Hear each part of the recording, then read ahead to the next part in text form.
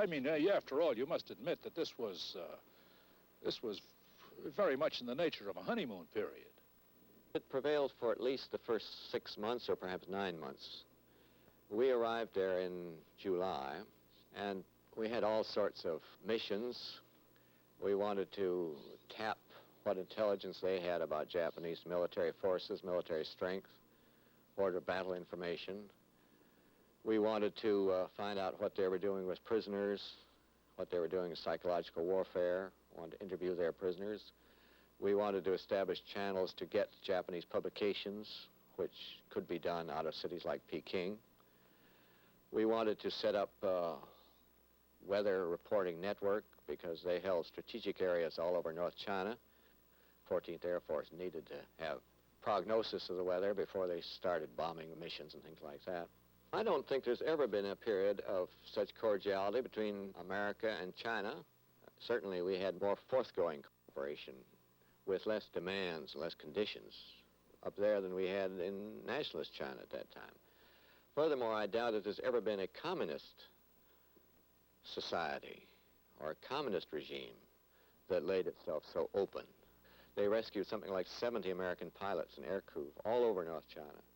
They allowed us to go anywhere. Our people wanted to go out and see guerrilla warfare, see what they were doing, see their support from the people. One of the questions that we were exploring was the possibility of some sort of cooperation with the communists. The advantages of this were fairly obvious. Since they surrounded the Japanese and were behind the Japanese, the potentiality for guerrilla activity was just fantastic. Now, while we were there, starting in September, other events were going on in Chongqing. Principally, this was the suggestion by President Roosevelt that General Stilwell be put in command of all Chinese forces. One purpose of this was to enable him to use the communist forces as well as the national government forces, by putting them under single American command. Up to this time, the two armies had been facing each other. The communists had to counter the nationalist blockade. To try to resolve this problem, Generalissimo temporizing and Roosevelt pushing, General Hurley was selected by Roosevelt and sent to China. General Hurley was